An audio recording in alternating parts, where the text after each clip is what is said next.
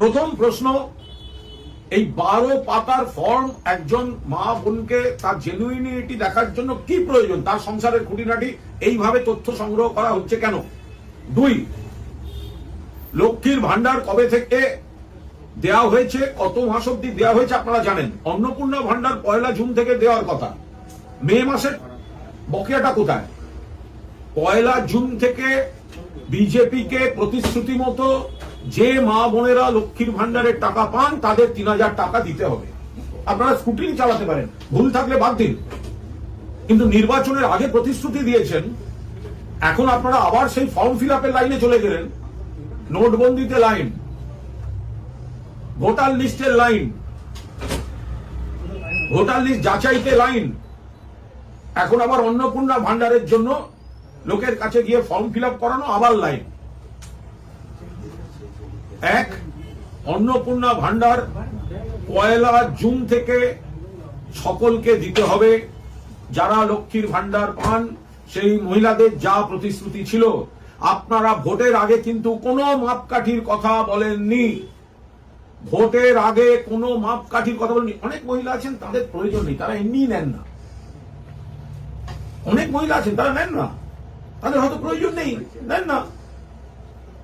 কিন্তু এই যে 12টা পাতায় এতখানি খুঁটিনাটি কেন, কিসের জন্য? এইভাবে মানুষকে হ্যারাস করার কি মানে আছে? এর পরেরটা, তাহলে কোন মাস থেকে দেবেন, কবে দেবেন? যে মাস থেকে দেবেন সেই মাস থেকে কি মে মাসের বর্ধিত বকেয়াটা পাওয়া যাবে? সেটাও তো দিতে হবে। শুধু কথা জাগলারিতে ভুলিয়ে এত কোটি মানুষ পান, সেখানে কার ভুলে কার অন্যায়ে কোন পুরুষ পেয়েছেন বাদ দিন না মশাই। কে বারণ করেছে? এত বড় একটা সিস্টেম, কে কোথায় সব করে রেখেছে অপকর্ম বা ভুল, যাই হোক। কিন্তু বিরাট সংখ্যক মানুষকে যে বাদ দেয়া,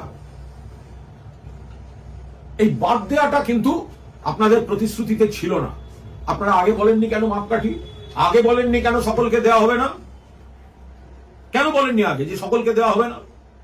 ভোটের পর আমরা মাপকাঠি তৈরি করবো। তাহলে কি দাঁড়ালো? 1, ভোটের প্রচারের সময় যে ফর্মটা বিলি করা হয়েছিল সেটি দিয়ে মানুষকে ভুল বোঝানো হয়েছে, বিভ্রান্ত করা হয়েছে, খারাপ কথায় বললে প্রতারণা করা হয়েছে।